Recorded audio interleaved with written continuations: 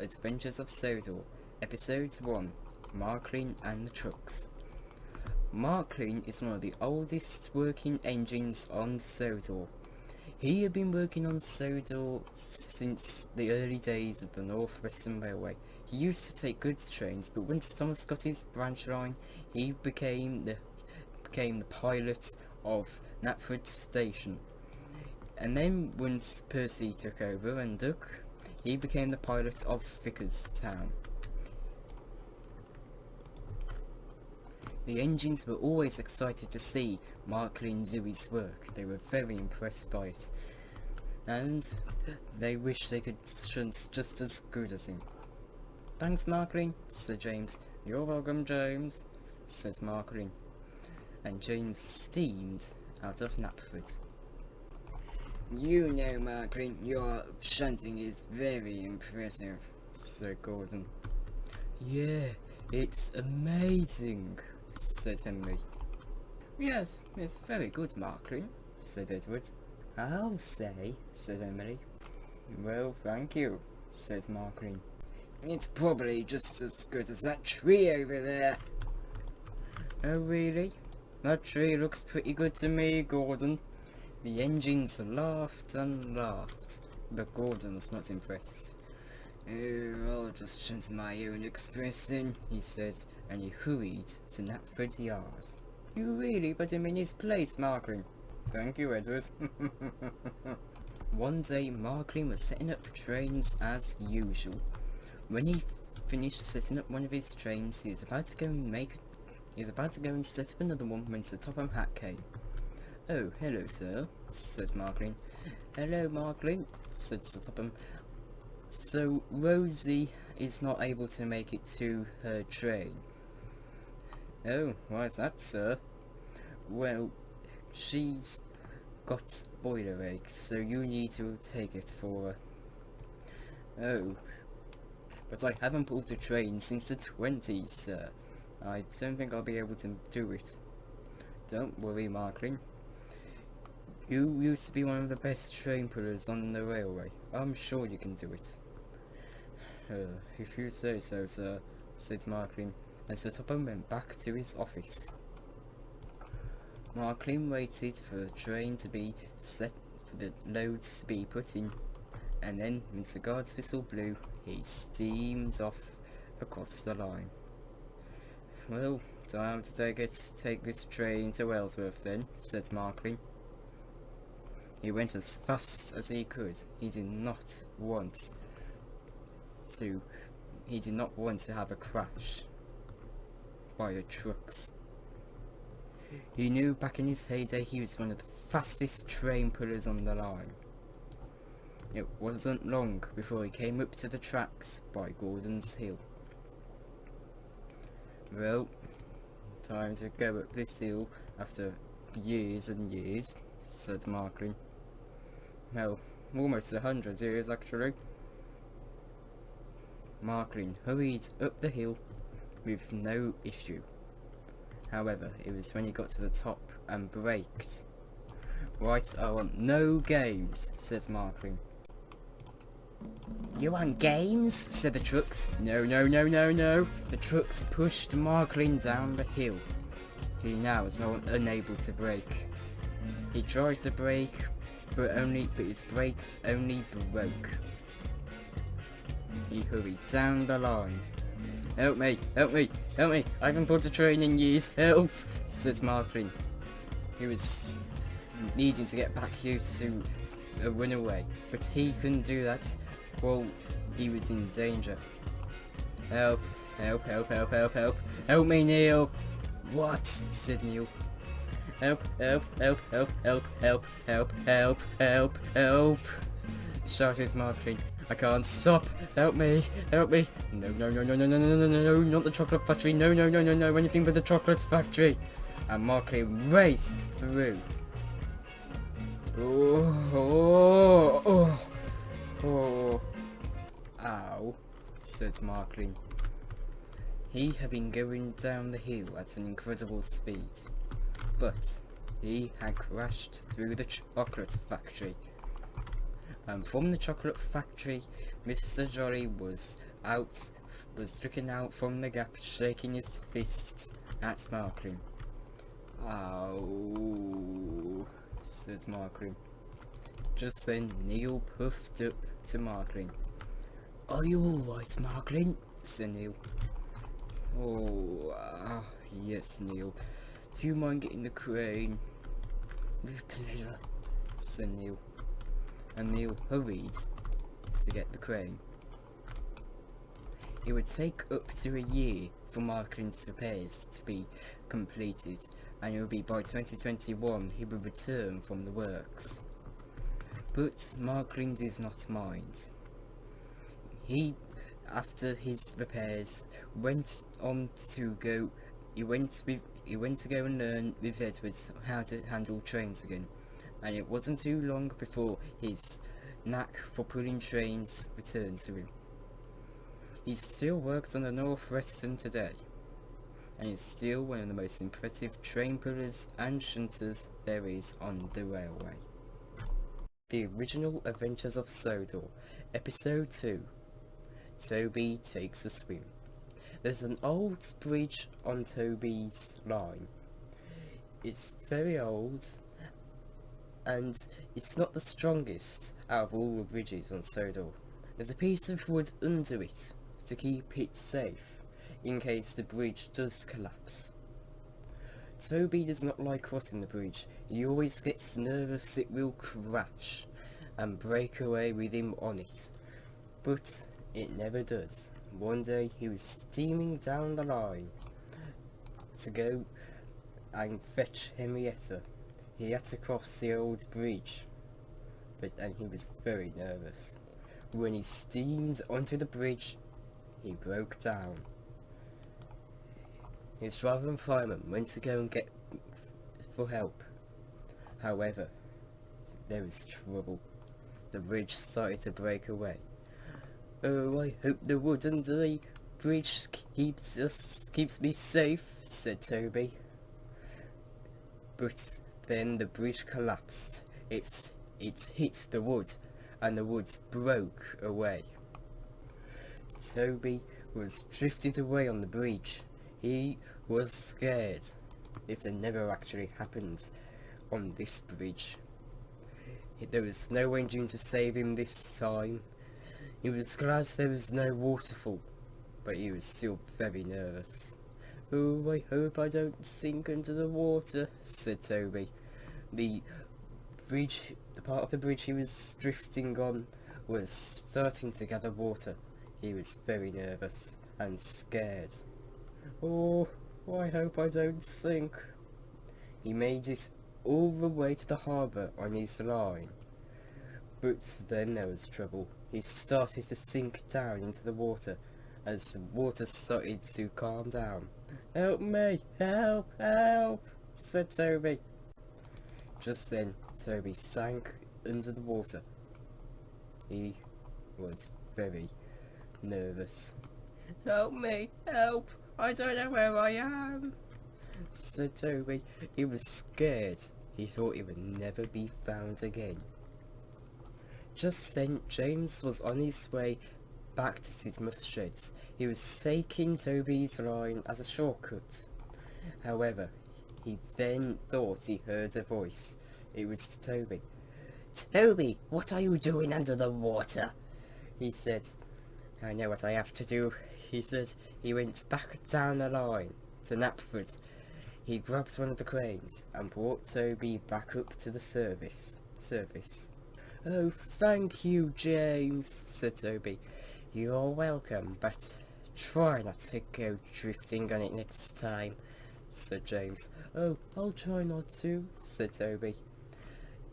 Then, once they reached the end of the harbour, James uncoupled and Percy came chuffing back down the line. "Hello, what did I miss?" said Percy. "Oh, I think Toby had broke down on the beach, and he got drifted away and then went into water." "Oh dear, Toby, are you alright?" "Yes, I'm fine, Percy." "Anyways, I must be off now," said James. And James steamed away back to Tidmouth Sheds. Well then, let's get you to the works, shall we, Toby? Said Percy. Oh, that would be nice, said Toby. Just then, Percy went to go and collect Toby and take him to the works. The engines, all the rest of the engines views James the same way, but Percy and Toby knew that he was a hero. The Original Adventures of Sodor, Episode 3, Speed and Agility. Spencer had returned to Sodor. He was hurrying down the line. He was excited to show off and tell all his stories that he had gathered since his last visit to Sodor. He was very excited. Just then, Spencer arrived at Knapford and parked right outside the station. Toby, Gordon, Thomas, Percy, Edward and Henry were there. They were not very pleased to see Spencer. Well, come on, crack a smile, said Spencer. I don't think so, cousin. You're here to show off, we know that. Oh, but I don't show off all the time. Yes, but you will win soon. Well, at least I'm not as slow as Toby here. Hey, when did I get brought into this conversation? Now, Toby, I bet I can beat you in any race. Yes, well, I bet I could beat you pulling Gordon's Express. Oh, shall we see?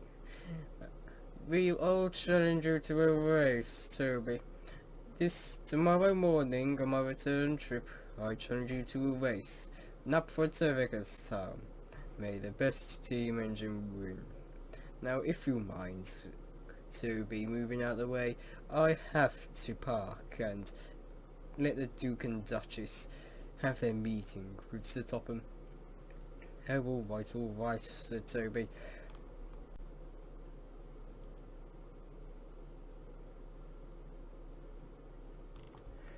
That night, Toby went to Tidmouth Sheds. He knew Gordon would be there, and he quietly spoke to him as the rest of the engines were asleep. Oh, hello, Toby. What are you doing here? Gordon, I'm not going to be able to win against Spencer, but he'll be in great shock if he loses. So, I'm asking if you could help me. Why would I help you, Toby? Well, you know how annoying Spencer is. Wouldn't it be nice to get him back for once? You do bring up a good point, Toby. What's your plan? You know I mentioned the Express? Yes. Well, I want you to be disguised as one or two of the coaches. That way you can give me a boost.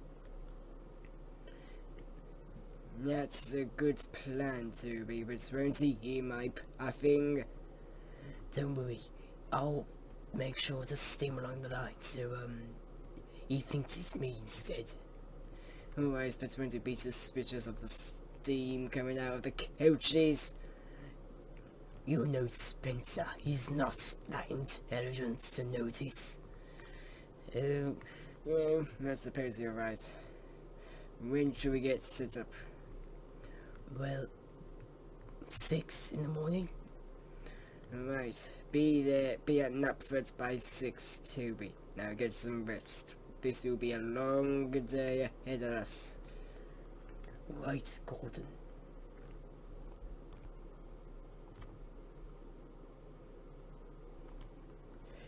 In the morning, Toby got Gordon set up disguised as one of the coaches. Then Toby coupled up to a brake coach and a real coach. Gordon was in the middle of the coaches. Then Toby pulled up to the platform and waited for Spencer. Well, you took your time, said Toby. Well, my firebox was a bit sleepy. It's not alive, Spencer. I know, but still. Oh, be quiet, Spencer, said Edward.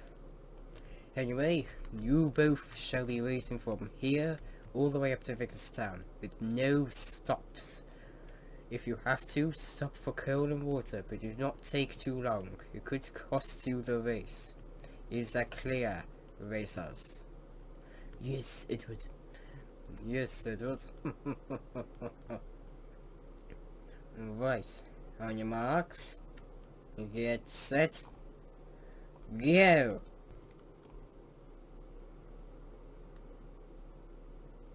It wasn't too long until the three engines were out on the main line. They were whooshing very quickly. Toby had never run this fast before. Right, you're doing great, Gordon, but you need to put in more effort. I know, but I can't go any faster. And Spencer is an A4. He's designed to be faster. Right. I'm going to have to think of a plan. The two engines were quickly passing stations. Toby knew that at the speeds they were going, he did not have a lot of time to think up of a plan. I can't think of a plan, Gordon. Oh, wait. I know Mike hasn't. So? What if you get him to tell one of his stories? You know he's been gathering stories and he always wants to get them off his buffers, but he didn't get a chance to. You're right.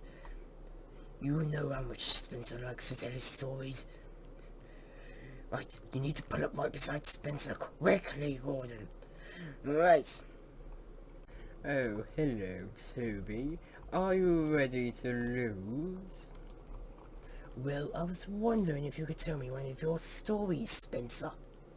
Oh, one of my stories? Well, that is actually quite interesting. I remember one of my trips, I was steaming down the line with Mallard, and he was telling me one of his stories. The story on how he became the fastest engine in the world. Oh, tell me. Well, it all started when... I forgot what the story was. Hang on, you're gonna have to give me a minute to remember. Right, it worked, Gordon. We just have to hope he doesn't... We just gotta hope we have time. Because that's what we need right now. We need more time. Yes, but we're not gonna get time. I'll push you as fast as I can to Vicarstown. And then... Wait a second. What are you doing, Toby? You did this to stall me back, didn't you? No, I did not. I did not. Wait. I got to hurry to Vicarstown. You did this near Vicarstown, didn't you, Toby? You did this on purpose. No.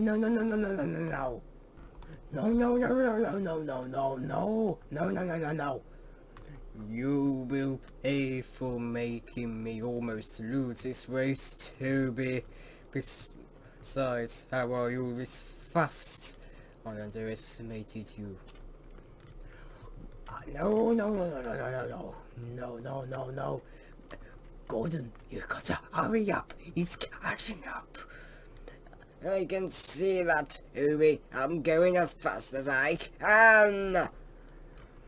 You will not win this, Toby. You never win a race, and you never will. Well, I won the Great Ram Race back in my heyday. Oh, really? Tell me about it. Well, wait. You're trying my own trick against you. Well, technically it's my trick. Don't tell him. Oh, right. Oh, growled Spencer. You will not win this, Toby. Yes, well, Vicarstown is in sight. What? No! Well, thank you, Gordon. That's real sure puts good old Spencer in his place. How did you win, Toby? Well, it took a lot of effort and training over the night. But that's not mathematically possible. I know. Better luck next time, Spencer. Anyway, now I must be on my way to the mainland. I'll chat with you next time, Toby. Maybe we can have a rematch. Oh, and tell Gordon that I said hello and goodbye today. Yes, Spencer. Goodbye. Goodbye, Toby. There he goes, back to the mainland. This will definitely not be a story you'll be telling. I know, and can I talk now? No, Miss Gordon. Thank you, because this disguise is not very fitting for me. Oh, I think it's better if we don't tell Spencer about what we did today. Yes, I think it's better to allow him to learn his lesson. Oh well, I'll be heading back to Titmuth's sheds. I need a rest. I think I feel the same way about it too, Gordon. And thank you for helping. Oh well, I wouldn't have helped if it wasn't to get payback on my cousin. I know how annoying it can get. We all do. Anyway, goodbye, Gordon. Goodbye. See you later. Goodbye, Gordon.